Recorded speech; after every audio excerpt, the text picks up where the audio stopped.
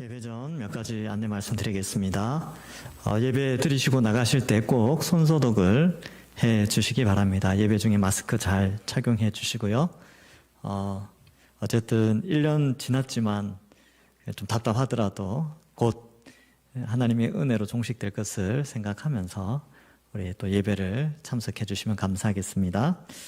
우리 다 같이 묵도하심으로 수요밤 예배를 살아계신 하나님께 올려드리겠습니다.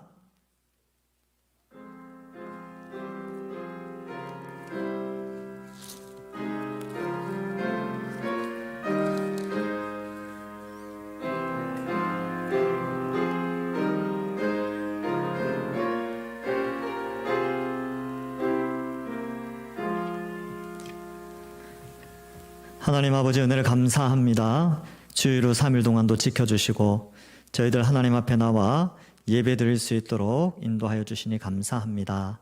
하나님, 코로나로 인하여서 많이 어렵고 힘든 가운데 있지만 우리 모든 성도들 하나님의 말씀으로 말미암아 위로받는 귀한 은혜의 시간이 되게 하여 주옵소서. 감사드리오며 예수님의 이름으로 기도하옵나이다. 아멘. 우리 찬송가 320장 찬양하겠습니다.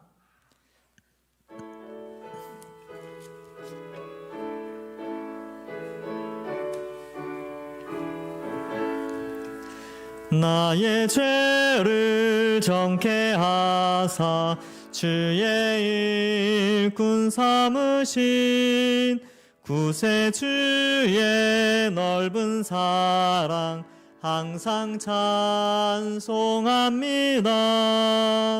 나를 일꾼 삼으신 주 크신 능력 주시고 언제든지 주 뜻대로 사용하여 주소서. 내게 부어주시려고 은혜에 미하신 주 주의 은혜 채워주사 능력 있게 하소서.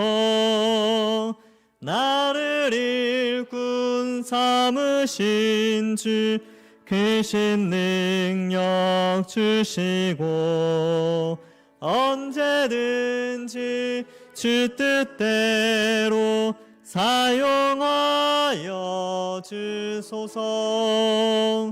죄의 짐을 풀어주신 주의 능력 그도다. 나를 피로 사신 예수 내 맘속에 오소서. 나를 일꾼 삼으신 주 크신 능력 주시고 언제든지 주 뜻대로 사용하여 주소서. 주여 내게 성령으로 충만하게 채우사 생명수가 강물처럼 흐르게 하옵소서. 나를 일꾼 삼으신 주 크신 능력 주시고 언제든지 주 뜻대로 사용하여 주소서. 아멘.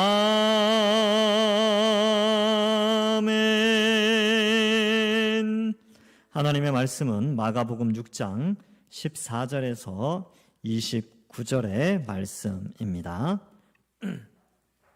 마가복음 6장 14절에서 29절의 말씀을 한 절씩 교독하겠습니다. 본문이 좀 깁니다. 그렇지만 우리 한 절씩 교독하면서 내용을 잘 파악하는 시간을 가지겠습니다. 마가복음 6장 14절에서 29절입니다. 이에 예수의 이름이 드러난지라 헤롯 왕이 듣고 이르되 이는 세례 요한이 죽은 자 가운데서 살아났도다. 그러므로 이런 능력이 그 속에서 일어나느니라 하고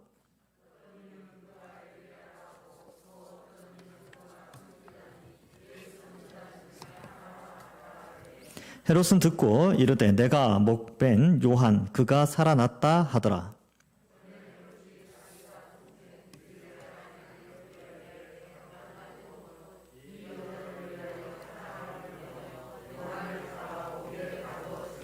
이는 요한이 헤롯에게 말하되 동생의 아내를 취하는 것이 옳지 않다 하였음이라.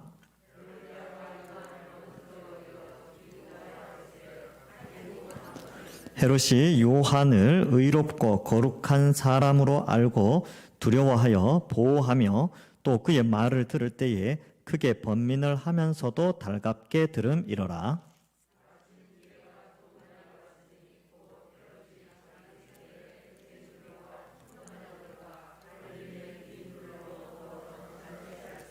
헤로디아의 딸이 친히 들어와 춤을 추어 헤롯과 그와 함께 앉은 자들을 기쁘게 한지라. 왕이 그 소녀에게 이르되 무엇이든지 내가 원하는 것을 내게 구하라 내가 주리라 하고,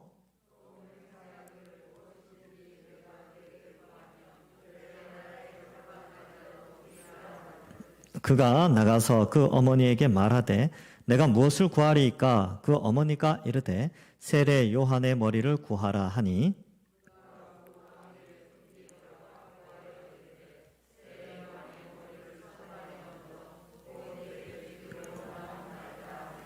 왕이 심히 근심하나 자기가 맹세한 것과 그 앉은 자들로 인하여 그를 거절할 수 없는지라.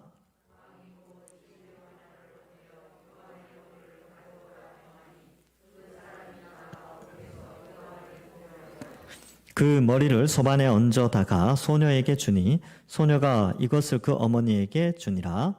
요한의 제자들이 듣고 와서 시체를 가져다가 장사하니라. 아멘. 잠깐 기도하고 말씀 전하겠습니다.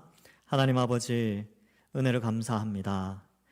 우리를 택하여 구원하여 주시고 성령으로 말미암아 하나님의 자녀로 또한 귀한 말씀을 깨달아 듣는 하나님의 백성으로 세워주시니 감사합니다. 하나님, 코로나로 어려운 상황 속에 있습니다. 주의 백성들 어느 곳에 있든지 늘 안전하게 지켜주시고 또 이러한 어려운 상황들이 속히 진정되어져서 예전과 같이 자유롭게 예배드리는 날이 속히 올 수 있도록 주여 은혜를 베풀어 주시옵소서.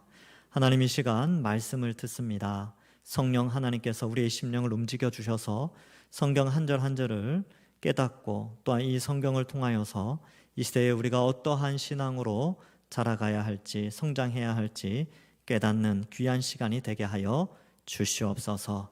은혜로 인도하여 주실 줄 믿사옵고 예수님의 이름으로 기도하옵나이다. 아멘.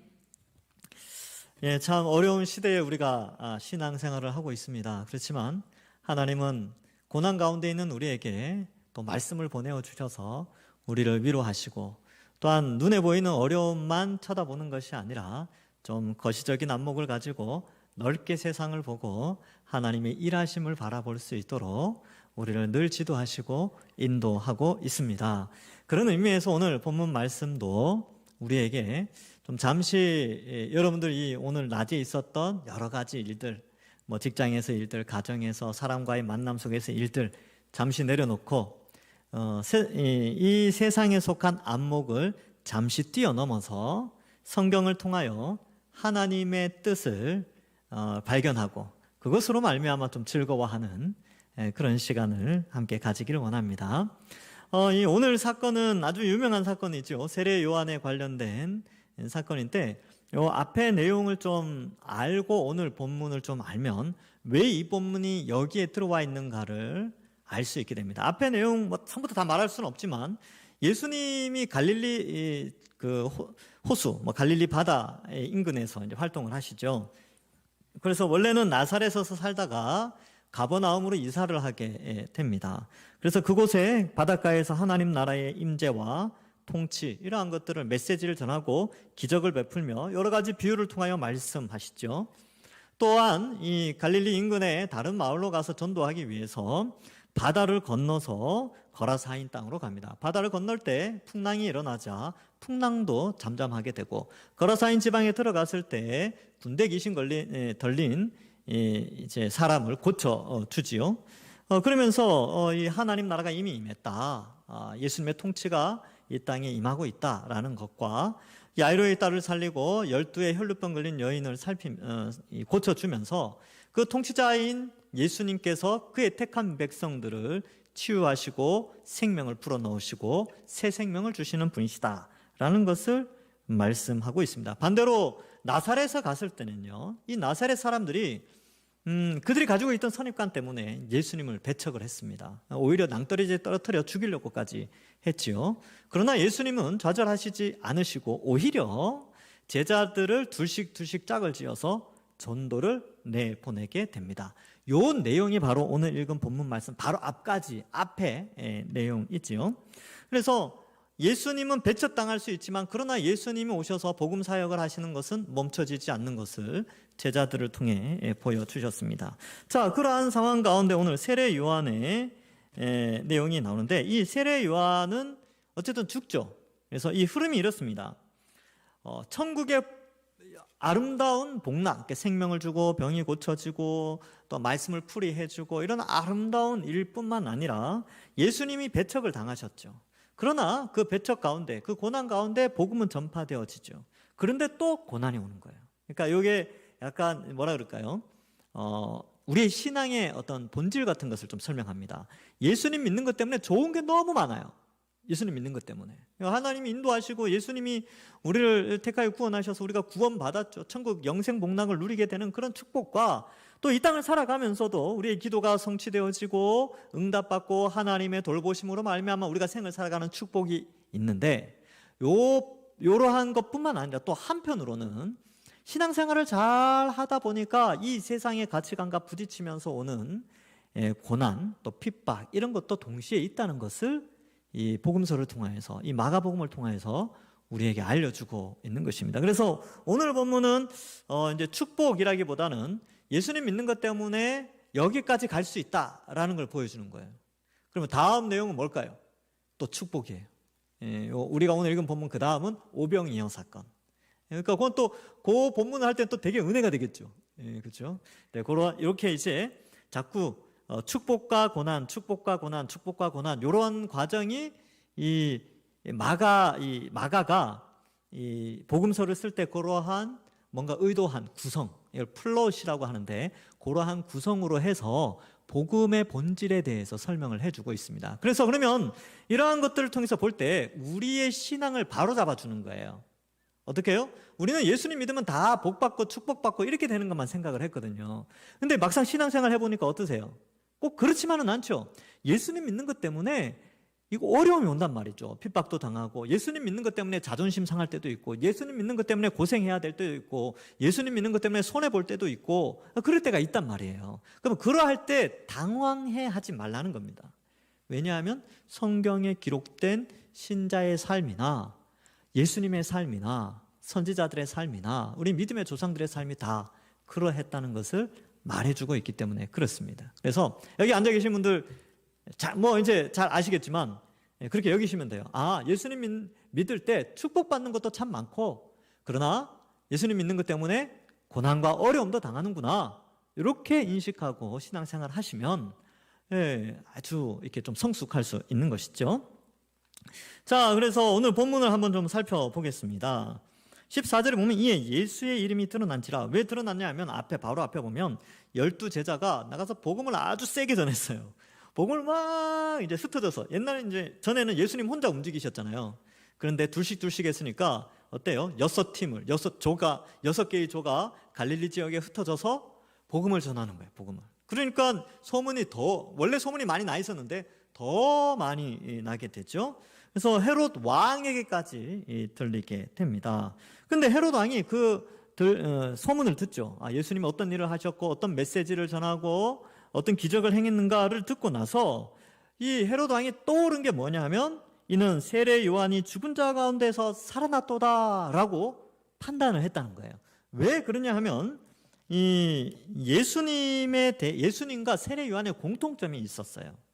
어떤 공통점이 있었냐면 3가지 공통점이 있었습니다. 첫 번째는 세례 요한도 그랬고 예수님도 그렇지만 순회하면서 이 유대와 갈릴리 지역을 순회하면서 복음을 전했어요.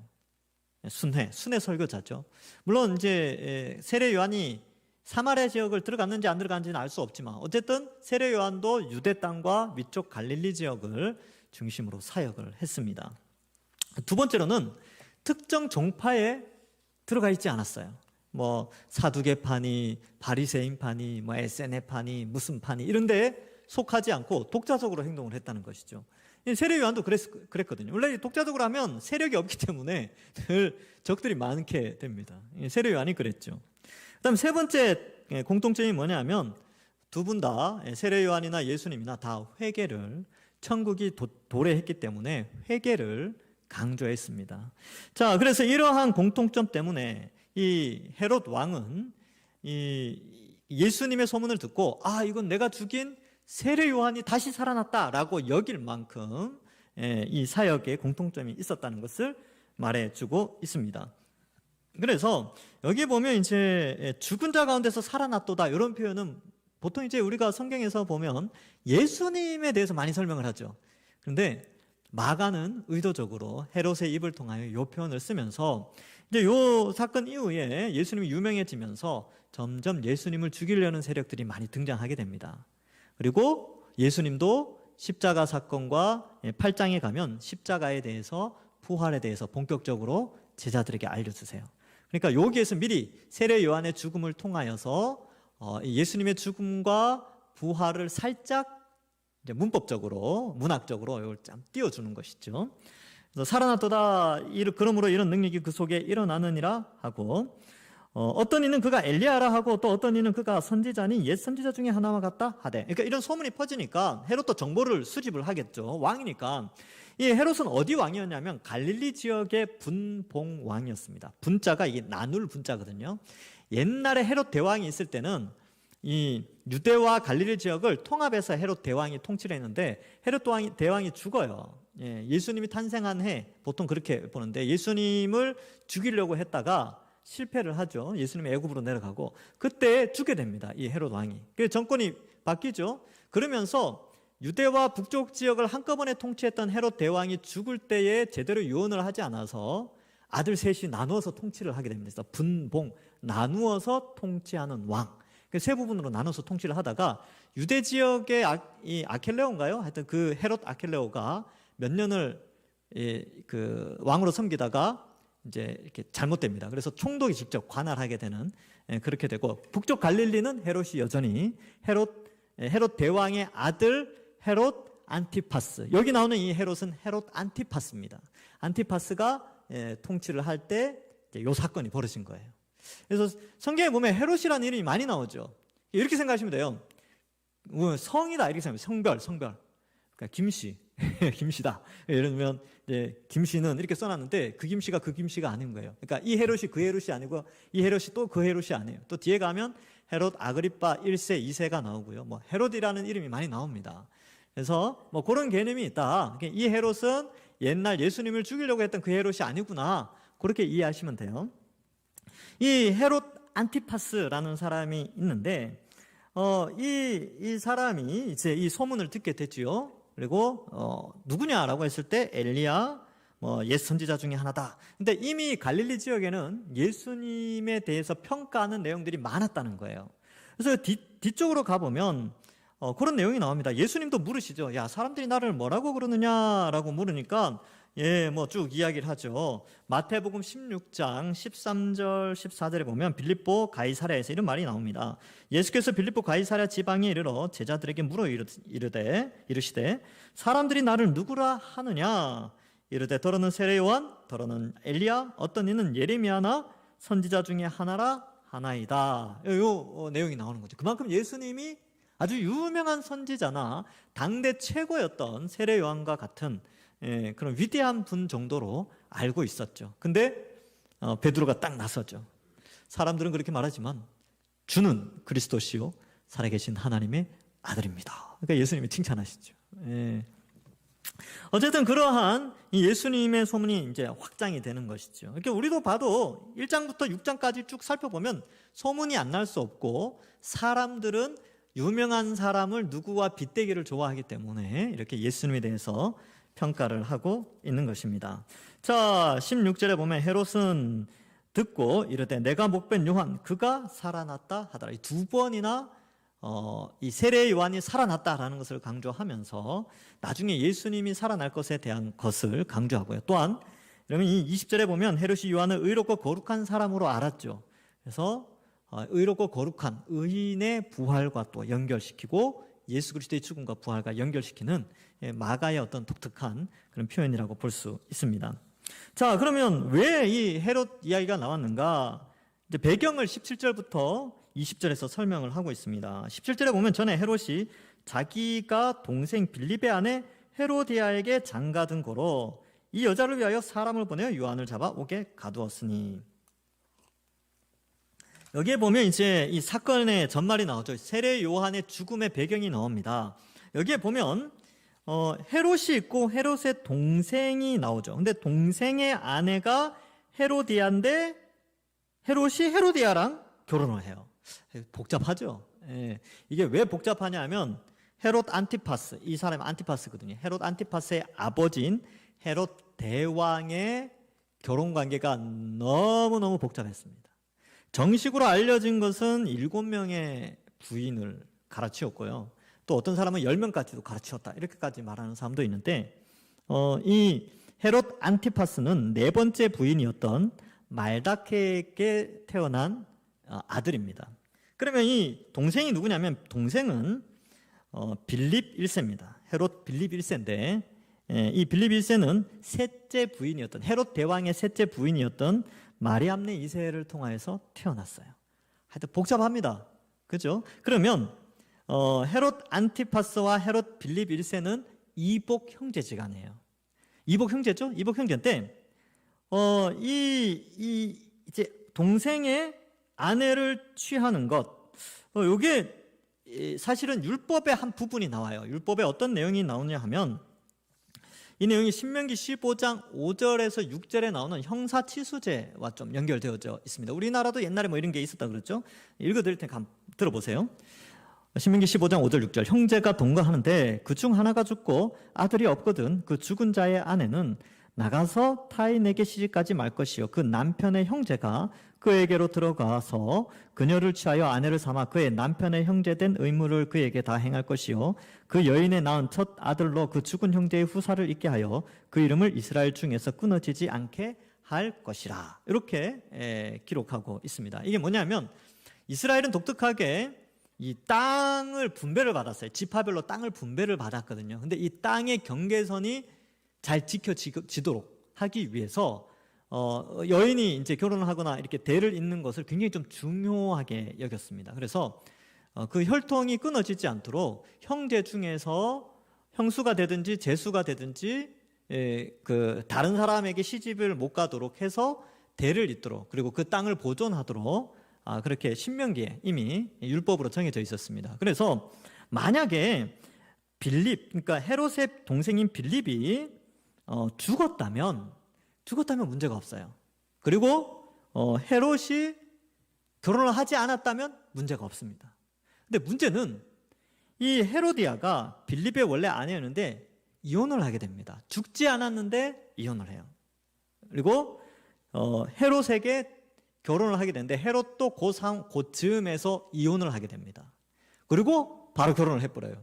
이렇게 이 많은 역사가들이 해석을 할 때 이 헤로디아가 이 빌립이 정치나 이런 데 관심이 없었대요. 그러니까 이 헤로디아는 야심이 많았거든요. 헤롯 가문 안에서 태어나서 이 정치적인 야망이 굉장히 강한 여자였는데 자기 남편이 정치 욕심이 없으니까 이걸 차버리는 거예요. 그리고 이미 분봉왕 자리를 차지하고 있는 헤롯 안티파스를 꼬십니다. 그리고 성공을 해요. 헤롯 안티파스도 이미 결혼을 해서 잘 살고 있는데 이 헤로디아의 유혹에 넘어가게 됩니다. 그래서 원래 이 헤롯의 원래 아내는 나바테아 왕국의 공주였는데 이혼을 당해서 나바테아 왕국으로 쫓겨나게 됩니다. 그러니까 그 나바테아 왕국의 왕이 아레타스 4세인데 화가 났어요. 자기 사위가 자기 딸을 내쫓았으니까. 그래서 전쟁이 일어납니다. 나중에 헤롯이 엄청 고생을 해요. 하여튼 그건 이제 뒷이야기고. 어쨌든 이 헤롯이 이혼을 하고 또 헤로디아도 이혼을 해서 얘네들이 이제 결혼을 한 거죠. 근데 세례 요한이 이 유대 땅과 갈릴리에서 사역을 하면서 이 헤롯 왕과 헤로디아의 범죄를 고발합니다. 이 선지자의 역할은 그런 것이죠. 진리를 전하는 것이죠. 그 세례 요한은 알았겠죠. 요걸 이야기하면 왕이나 왕비가 싫어하겠구나. 내가 죽을 수 있겠구나. 알면서도 전했어요. 그게 선지자니까. 그게 말씀을 맡은 대언자의 역할이기 때문에 그렇습니다. 그래서 어떻게 되느냐? 꼽에 가두죠. 그래서 헤로디아에게 장가든 거로 이 여자를 위하여 사람을 보내어 요한을 잡아 오게 가두죠. 여자를 위해서 오게 가뒀다 이 말은 헤로디아가 굉장히 싫어했어요. 굉장히. 그래서 18절에 보면 이는 요한이 헤롯에게 말하되 동생의 아내를 취하는 것이 옳지 않다. 우리 헤롯이 열받아야 되는데 헤로디아가 더 열받은 것이죠. 그래서 감옥에 가두게 됩니다. 그래서 19절에 나오죠. 헤로디아가 요한을 원수로 여겨 죽이고자 하였을 때 하지 못한 것은, 그러니까 이 바른 말을 하니까 헤롯은 그게 바른 말이라는 걸 아는데 안 고쳤어요. 근데 헤로디아는 그게 바른 말이라는 걸 알고 바른 말을 하는 요한을 죽이려고 했어요. 좀 차이가 좀 났죠. 자, 그래서 20절에 헤롯이 요한을 의롭고 거룩한 사람으로 알고 두려워하여 보호하며 또 그의 말을 들을 때 크게 번민을 하면서도 달갑게 들었다. 이렇게 헤롯의 상황과 헤로디아의 상황을 나눠서 설명을 하고 있습니다. 어쨌든 이 요한을 감옥에 가두죠. 이제 두 가지 이유입니다. 첫 번째는 보호하기 위해서. 왜냐하면 헤로디아가 암살자를 보낼 수도 있지 않습니까? 그러니까 이 요한이 죽을까봐 약간 보호한다는 개념이 있고, 두 번째는 요한이 자꾸 바른 말을 하고 또 이렇게 돌아다니니까 싫은 거예요. 그래서 그게 듣기 싫으니까 그냥 감옥에 가둬버리는 이 양면성을 가지고 있습니다. 그래서 이 헤로디아는 전형적인 악한 자의 표상이죠. 그래서 헤로디아를 보면 엘리야 시대 때 그 누군가가 떠오릅니다. 이세벨이죠. 이세벨. 아합 왕 옆에서 온갖 악행을 행했던 이세벨과 이 헤로디아는 아주 비슷하게 연결되어 있습니다. 그래서 이세벨도 엘리야를 죽이려고 그렇게 찾아다녔죠. 근데 이세벨은 실패하지만 헤로디아는 성공을 하게 됩니다. 이런 차이점은 좀 있죠. 근데 둘 다 아주 독특한 공통점이 있습니다. 그래서 이런 게 있고, 그다음에 헤롯은요. 헤롯은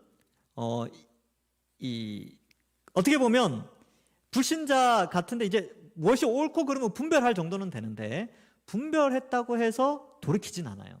회개하지 않습니다. 그래서 메시지가 좋은데 아멘 하고 안 고쳐. 뭐 그런 거죠.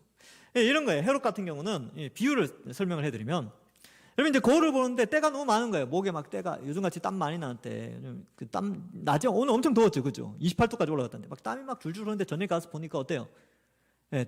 때국물이 여기 목에 막 있는 거야. 그러면 어유 때가 많네 하고 어떻게 돼요? 씻어야 되겠죠. 세수하고 씻어야 되죠. 그래서 화장실 들어가서 욕실에 들어가서 이제 가만히 어유 때가 많네 하고 그냥 나왔어요. 안 씻고. 이런 사람들이 뭐냐면 이 헤롯과 같은 사람. 옳고 그르고 분별을 할 줄 아는데 개선이 없어요. 그래서 이러한 사람들도 이제 불신자죠. 그러니까 자기 중심적으로 모든 걸 생각합니다. 옳고 그름을 분별은 하지만 이제 개선을 하지 않는, 지적을 받아서 맞죠, 그렇지, 잘못된 게 맞지 하지만 안 고쳐요. 그래서 이러한 모습을 나타내고 있습니다. 그래서 어떻게 보면 이 헤로디아나 헤롯은 불신자의 양상을 딱 보여줘요. 어떤 양상이냐면 복음이 전파되어졌을 때에 예수님을 믿지 않는 자들의 두 가지 반응을 아주 잘 보여주고 있어요. 첫 번째는 복음을 전하는 자를 싫어하는 거예요. 싫어하죠. 그리고 욕하거나 핍박을 하게 됩니다. 왜냐하면 자신들의 죄를 들추어내니까. 죄인이다 그러고 당신 회개해야 된다 그러니까 이게 싫은 거예요. 그래서 어떻게 해요? 적극적으로 그런 옳은 말을 하는 사람을 미워하게 되는 것이죠. 그래서 이런 양상이 불신자들에게 나타나고요. 두 번째, 불신자들은 그걸 들어요. 그렇지, 복음이 필요하지. 그러면 이 땅에 복음이 필요한데, 그건 이제 그렇지. 근데 나한테는 타치하지 마. 교회가 있어야 되지만, 너네들끼리 잘 믿어 하고 방관자, 그리고 받아들이지 않은, 이런 양태를 가지고 있는 것이죠. 그래서 이 헤로디아와 헤롯의 모습은 복음을 거부하는 세대를 아주 잘 보여주고 있습니다. 근데 이게 교회 안에 이런 분들이 있으면 안 돼요. 교회 안에. 그러니까 이제 제가 강단에서 설교를 하지 않습니까? 그런 경우가 많은데 설교를 하면 어떤 특정한 사람을 대놓고 하지는 않습니다. 그러니까 말씀이 그렇게 이야기하니까 말씀을 그대로 대언을 하는데 어떤 분은 그렇게 이야기할 수 있어요. 오늘 목사님이 나를 치셨다. 이렇게 나한테 이 오늘 본문은 나 들으라고 이야기한 거다. 그러면서 막 저를 미워하거나 그러실 수 있다는 거예요. 그러면 이게 이럴 때에 반응을 잘해야 됩니다. 하나님께서 말씀을 통하여 내게 회개를 요구하시는구나 이렇게 받아들이면 좋은데 이걸 막 적대감을 품고 목사님을 미워하고 목사님 두고 보십시오. 당신의 단점을 찾아내서 내가 당신도 고발할 겁니다. 이런 형태로 가버리면 이게 헤로디아와 같은 그런 이제 불신의 마음이에요. 참고로 절대적으로 그렇게 강단에서 그렇게 하지는 않습니다. 물론 개인적으로 찾아가서는 이야기할 수 있어요. 마태복음에 보면 그렇게 하라고 돼 있거든요. 어떤 죄가 발견되면 아무도 모르게 한두 명 데리고 가서 그가 올바로 회개할 수 있도록 잘 지도하라. 이런 건 있어요. 이런 건 있는데 강단에서 제가 어떻게 한 사람을 대놓고 이야기하겠습니까? 근데 이제 어쨌든 요한은 어쨌든 다 대놓고 이야기해버렸어요. 이야기하고 막 그랬어요.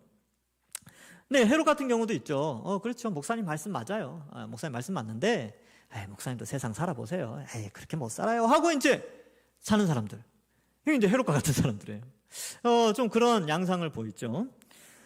그리고 이제 이러한 것들은 사실 좀 우리가 좀 개선해야 될 부분입니다. 사실 그렇게 마음이 들 때도 있죠. 죄를 지적하는데 누가 좋아하겠습니까? 저도 저의 단점을 제가 알고 누가 저의 단점을 이야기하면 저도 기분 나빠요.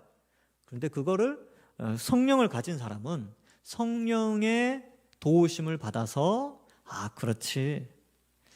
나에게 주시는 교훈이구나 하고 굳은 마음이 아니라 부드러운 마음. 성령이 오시면 부드러운 마음을 가지니까 그렇게 받아들이시면서 회개하면 되죠, 회개하면 되는 거예요. 어려운 거 아닙니다. 회개하면 돼요. 헤로디아와 헤롯이 회개했으면 됐겠죠. 그런데 죽이려고 하죠. 이게 이제 불신자의 모습입니다. 자, 그렇게 이러한 것들을 좀 볼 수 있는데 여기 또 한 사람이 등장을 해요. 누가 등장하냐면 이 살로메가 등장하게 됩니다. 자, 어쨌든 20절에 보면 헤롯이 요한을 의롭고 거룩한 사람으로 알았죠. 요한은 의롭고 거룩한 사람이에요. 근데 의롭고 거룩한데 어때요? 감옥에 갇혔죠. 그리고 뒷장에 보면 죽죠. 그래서 이것은 어떻게 보면 우리에게 주는 메시지가 커요. 이 땅을 살면서 이런 불신자들 사이에 예수님 믿는 사람들이 의롭고 거룩하게 살 때에 하나님의 축복도 있지만 이처럼 고난과 핍박과 때로는 순교의 자리까지 가는 상황이 벌어질 수 있다는 겁니다. 이걸 염두해 주셔야 돼요. 이걸 우리가 믿어야 됩니다. 이게 중요하죠? 신앙생활 제대로 하면 핍박을 받을 수 있겠구나. 이런 생각을 좀 하셔야 됩니다. 자, 그런데 이제 볼까요? 21절 이제 사건이 또 발생하죠. 마침 기회가 좋은 날이 왔으니 이게 누구한테 기회가 좋은 날이었냐면 헤로디아에게 기회가 좋은 날이 왔어요. 어떤 날이었느냐?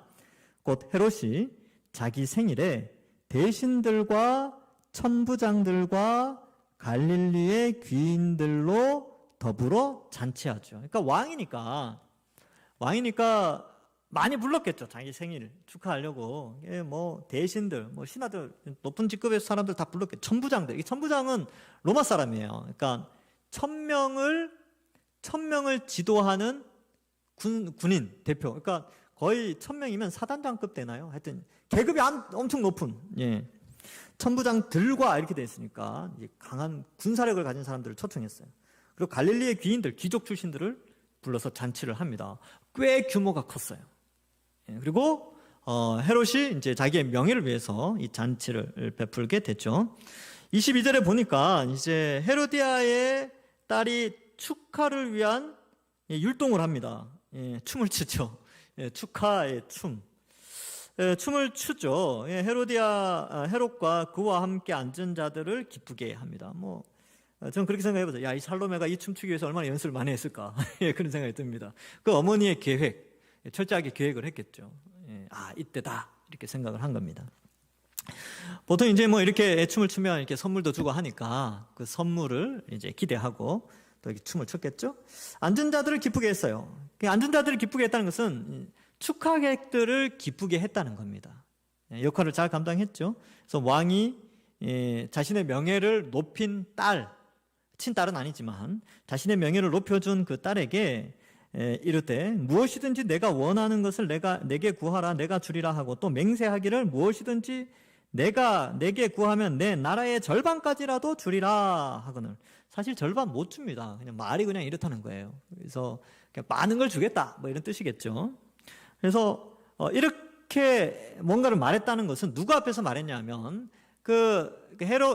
살로메에게 몰래 말한 게 아니고 많은 사람들이 들을 수 있는 데서, 여기 이제 대신들, 천부장들, 갈릴리의 귀인들이 다 듣는 자리에서 엄청난 선물을 주겠다라고 약속을 한 것이죠. 그래서 이제 그가 나가서 그녀가 그 어머니에게 말하되 내가 무엇을 구하리까? 그 어머니가 이르되 세례 요한의 머리를 구하라 하니. 예. 이세벨보다 더 악하죠. 예. 그래서 이 세례 요한의 머리를 구하게 됩니다. 그래서 딸 이름이 살로메인데 그가 곧 왕에게 급히 들어가 구하여 이르되 세례 요한의 머리를 소 안에 얹어 곧 내게 주기를 원하옵나이다 하니. 자, 이 헤로디아의 딸 이 살로메가 이제 이 사람도 이제 좀 볼 필요가 있는 게, 살로메는 이 범죄함에 가담할 때에 자기 의지로 가담하지 않습니다. 어머니의 의지로 그 영향력 아래에서 이 활동을 해요. 그리고 이 살로메가 역사적으로 보면 나중에 이 다른 헤롯 대왕의 아들과 결혼을 하게 됩니다. 그러니까 삼촌뻘이죠, 그죠? 삼촌뻘 또 결혼해요. 하여튼 이 집안이 아주 복잡한 집안입니다. 제가 이제 천수 계산하다 포기했어요. 이 명칭이 이것저것 막 돼가지고. 그래서 하여튼 그렇게 이제 나중에 출세의 길을 막 가려고 해요, 살로메가. 하여튼 이렇게 어머니를 통해서 죄를 짓게 되는데, 자신의 죄의 영향력 아래에서 학습을 받아 도덕적 기준 없이 행동을 하는 대표적인 사람이죠. 그러니까 이런 살로메 같은 경우는 오늘날로 치면 이 세속 사회에 물들어서 혹은 이 세속 사회의 죄악의 학습을 받아서 그대로 행동하는 그러한 사람을 의미합니다. 그러니까 우리 다음 세대가 굉장히 중요하죠. 지금 여러분, 우리의 자녀들이 어떤 문화 속에서 신앙생활을 하는가를 잘 점검해야 돼요. 그래서 우리 아이들이 우리 부모 세대, 신앙 세대의 교육 영향력을 받고 있는가, 아니면 헤로디아와 같은 이런 세속 사회의 악한 문화 속에서 영향력을 받고 있는가, 굉장히 중요합니다. 그래서 이 살로메가 그대로 하죠. 그래서 세례 요한이 죽게 됩니다. 그래서 이 세 부류, 헤롯, 헤로디아, 살로메, 이 세 부류는 세속 사회의 악함을 우리에게 아주 잘 보여주고, 세례 요한은 바로 하나님의 복음, 하나님의 뜻대로 살아가는 사명자의 모습을 아주 잘 보여주고 있는 것입니다. 그래서 우리는 어때야 됩니까? 우리도 그러면 어느 길로 갈 것인가? 헤롯의 길로 갈 것인가? 헤로디아의 길로 갈 것인가? 살로메의 길로 갈 것인가? 세례 요한의 길로 갈 것인가? 선택해야 됩니다. 중요하죠. 그래서 헤롯 자신을 위해 이제 헤롯은 결국 선지자를 죽이게 되는 거죠. 근데 이 헤롯의 이 행동은요, 과거에 하나님이 선지자를 보낼 때마다 있어 왔던 이스라엘의 죄악이었습니다. 선지자들이 항상 하나님의 말씀을 직언을 했거든요. 있는 그대로 전하니까 왕들이 싫어해서 다 잡아 죽이고 돌로 치고 톱으로 켜고 뭐 그런 일도 많이 있었어요. 예수님이 와서 막 이야기하죠. 너희 조상들이 선지자를 죽인 것 같이 너희도 지금 그 죄를 짓고 있다. 하여튼 그렇게 예수님도 혼내셨어요. 자, 그래서 이런 불신자들의 모습을 보면 하나님의 메시지를 적극적으로 싫어하고 핍박하는 자가 있고, 또한 그것에 동조해서 이 하나님의 말씀이 옳다라고 여기지만 자신의 탐심을 추구하면서 복음을 따르기 싫어하는 자가 있고, 또한 그 세속의 문화에 물들어서 그렇게 흘러가는 자가 있고, 아니면 역설적으로 반대로 주신 사명을 잘 감당하는, 하나님 주신 사명을 죽기까지 감당하는 그런 사람들이 이 땅에 존재하고 있다. 교회는 어느 쪽에 서야 되는가? 교회는 바로 세례 요한의 사명과 같은 길로 가야 합니다. 세례 요한은 어떤 삶을 살았습니까? 주의 재림을 준비하였고요. 주의 초림, 주의 오심을 준비하였고요. 또한 광야에서 외치는 자의 소리였습니다. 뿐만 아니라 회개하라고, 예수님을 맞이하라고 외쳤고, 또한 예수님께 세례를 베풀었던 그러한 멋진 사명을 감당했던 자입니다. 그 사명이 멋졌지만 그의 결과는 아주 비참하게 죽게 되는 것이죠. 그러나 이 모습은 곧 예수님의 화려한 사역과 또한 예수님의 십자가의 죽으심과도 연결되어지고, 이러한 세례 요한과 예수님의 삶이 오버랩되면서 이제 예수님께 속한 우리의 삶도 역시 그러한 멋지게 주의 몸된 교회를 사역하고 섬기고 이러한 것들이 너무나 아름답지만 또한 신앙을 지키기 위하여 고난의 길도 핍박의 길도 혹은 십자가의 길도 걸어가야만 하는 그런 우리 믿는 자의 사명을 보여주고 있습니다. 우리가 복음을 전할 때 안문맥에서는 오늘 사건 바로 앞에 제자들이 둘씩 전도하고 귀신을 쫓아내고 하나님의 임재의 영광을 막 선포하는 면이 있죠. 우리도 그렇습니다. 그런 아주 영광스러운 그런 일도 있지만 세례 요한처럼 죽음의 길도 걸어갈 수 있다는 것을 다시 한번 제가 계속 반복하는데, 이게 이제 복음이기 때문에 그렇습니다. 이걸 명심해야 합니다. 그래서 헤로디아, 살로메는 이 세상의 작동 원리를 설명해주고, 제자들의 전도의 사명과 세례 요한의 죽음의 길은 우리의 믿는 자들의 작동 원리를 설명해주고 있습니다. 그러면 이렇게 힘든 일만 있는가? 아니죠. 30절 이하에 보면 오병이어 사건, 이걸 통하여서 또 영광스러운 하나님 나라의 풍성함도 우리에게 알려주고 있습니다. 세례 요한은 아주 비참하게 죽었습니다.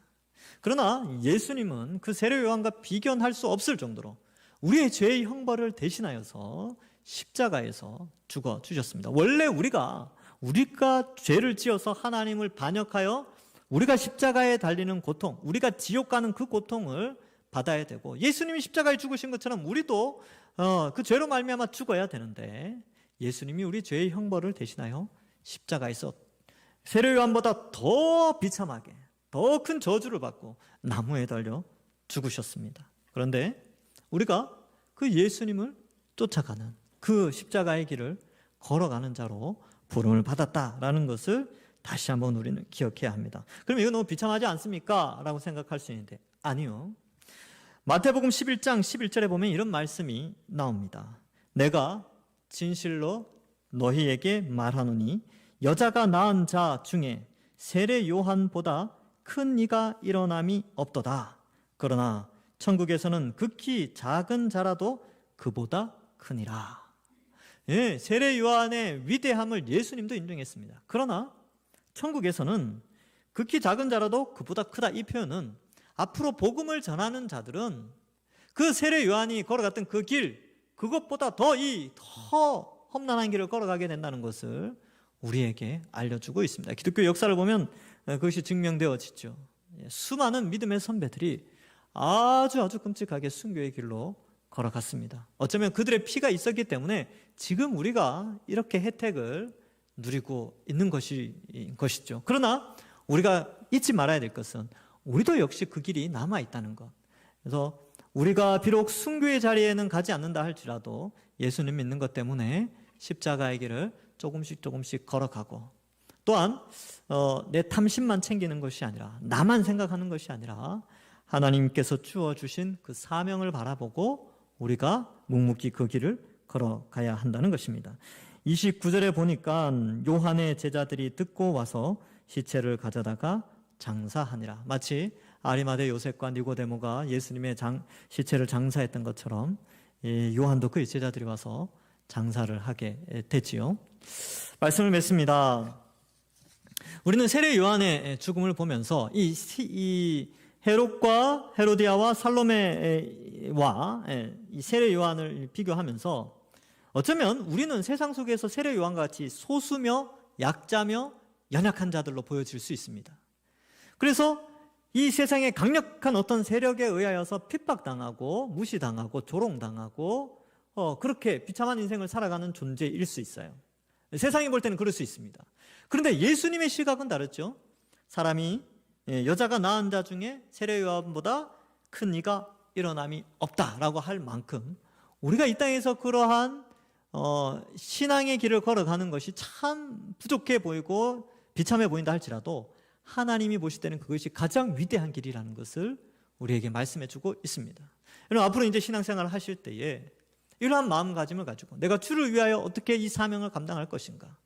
코로나 시대이지만 머물러 주저앉아 있는 것이 아니라 이 시대에 내가 이 어려운 때에 하나님의 사명을 어떻게 감당하며 살 것인가. 이것을 생각하면서 이 신앙생활을 굳게 붙잡고 어떻게 쓰든지 예수님 붙잡고 신앙생활을 하고요. 또한 그렇게 살아갈 때 하나님께서 우리 인생 책임져 주십니다. 뒤에 요거 다다음 주인가요? 하여튼 다음 구절. 그러니까 이 세례 요한의 죽음을 제대로 이해하면 뒤에 나오는 오병이어 사건이 훨씬 은혜가 됩니다. 기존에 알고 있던 오병이어 사건보다 훨씬 은혜가 주어지는 것이죠. 그래서 이러한 고난의 삶, 그러나 축복의 삶, 이 두 개가 동전양면처럼 우리의 인생에 늘 붙어 다닌다는 사실을 알고 혹 여기 나오신 분들 가운데, 혹 가정에 계신 분들 가운데 지금 정말 핍박과 고난의 길, 정말 힘든 길을 걸어가시는 분들이 있다면 그것이 정말 주의 영광을 위한 길이라면 하나님의 칭찬의 길이라는 사실을 알고 또한 하나님께서 우리를 늘 지키시고 보호하시고 인도하신다는 사실을 믿고 이 십자가의 길이라 할지라도 당당하게 걸어가시는 우리 모든 주의 백성들 되기를 주님의 이름으로 간절히 축원합니다. 기도하겠습니다. 하나님, 세례 요한의 죽음을 바라보면서 이 세상이 얼마나 이 복음을 거부하고 있는가, 또 그 복음을 선포하는 자들에게 조롱과 비난을 하는가에 대해서도 생각해 보게 됩니다. 그러나 또한 교회의 방향성은 세례 요한이 걸어갔던 그 길, 예수님이 걸어간 그 길, 또 제자들이 걸어간 그 길을 동시에 우리도 걸어가야 된다는 사실을 깨닫게 하시니 감사합니다. 나 중심적 신앙생활이 아니라 이제 더욱더 하나님 중심적 신앙생활로 성숙한 우리들 될 수 있도록 인도하여 주옵소서. 그래야 우리 동산교회 모든 성도들이 나중에 주님 앞에 섰을 때 다 하나님 앞에 칭찬과 명성과 존귀를 얻는 자들이 될 수 있도록 인도하여 주옵소서. 늘 우리를 지키시고 보호하여 주실 줄 믿사옵고 감사드리오며 예수님의 이름으로 기도하옵나이다. 아멘. 우리 찬송가 461장 찬양하겠습니다.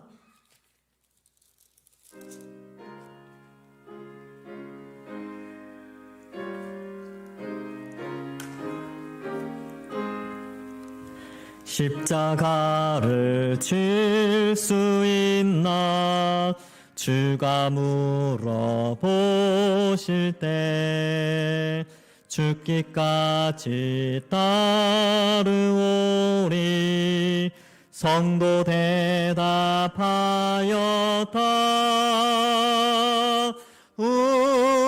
우리의 심령 주의 것이니 주님의 형상 만드소서. 주인도 따라 살아갈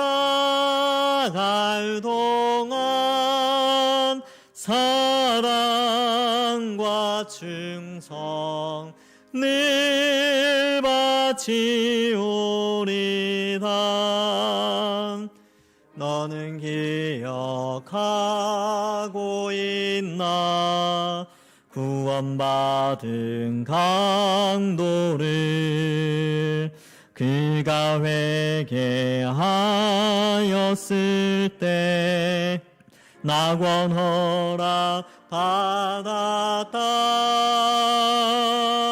우리 심령 주의 것이니 주님의 형상 만드소서.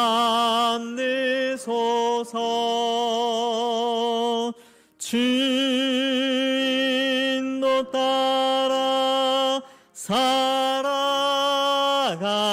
동안 사랑과 충성 늘 바치오리다.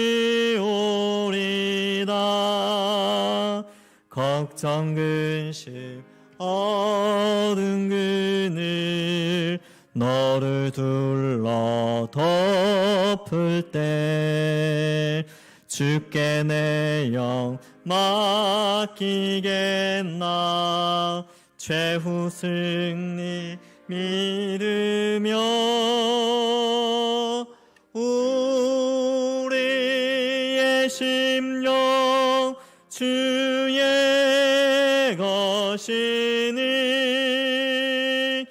주님의 형상 만드소서. 주 인도 따라 살아갈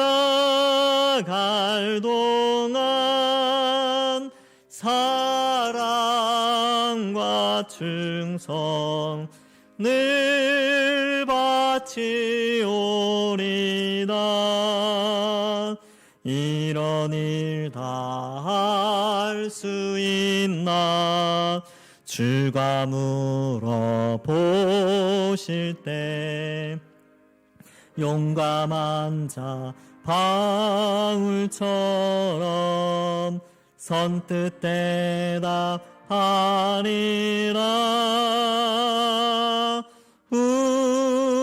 우리의 심령 주의 것이니 주님의 형상 만드소서. 주 인도 따라 살아갈 동안 사랑과 충성 늘 바치오리다.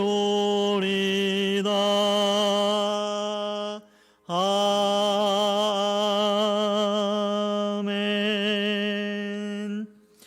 우리 시간 함께 기도하는 시간을 가지겠습니다. 오늘 말씀을 생각하면서 우리가 이 세상에 복음을 전파하는 사명이 있는데 또 믿음대로 살아가는 사명이 있는데 그 사명 가운데 때로는 조롱당하고 또 어려움을 당한다 할지라도 우리 믿음 잘 지켜나가는 신앙으로 자라날 수 있도록 기도하시고요. 교회를 위해서 기도하실 때 우리 교육자들 저를 위하여서 또 교육자들을 위해서 기도해 주시고 우리 다음 세대들을 위하여 믿음으로 잘 자라날 수 있도록 기도해 주시기 바랍니다.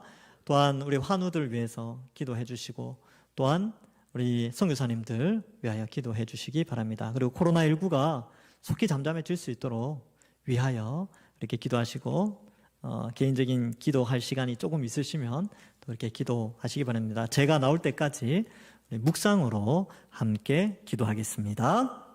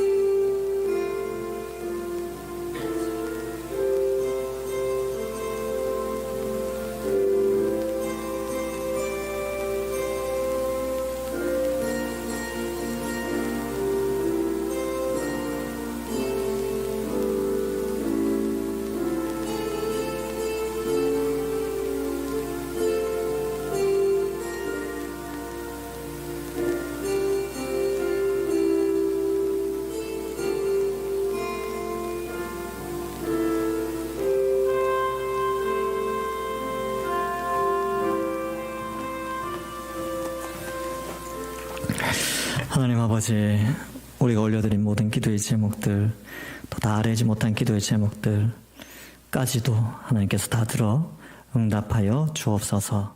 우리 모든 성도들의 숨은 기도의 제목들도 하나님 들으시고 응답하여 주실 줄 믿사오며 감사드리옵고 예수님의 이름으로 기도하옵나이다. 아멘. 주님 가르쳐 주신 기도하겠습니다. 하늘에 계신 우리 아버지여, 이름이 거룩히 여김을 받으시오며 나라의 임하옵시며 뜻이 하늘에서 이루어진 것 같이 땅에서도 이루어지이다. 오늘날 우리에게 일용할 양식을 주옵시고 우리가 우리에게 죄 지은 자를 사하여 준 것 같이 우리 죄를 사하여 주옵시고 우리를 시험에 들게 하지 마옵시고 다만 악에서 구하옵소서. 대개 나라와 권세와 영광이 아버지께 영원히 있사옵나이다. 아멘.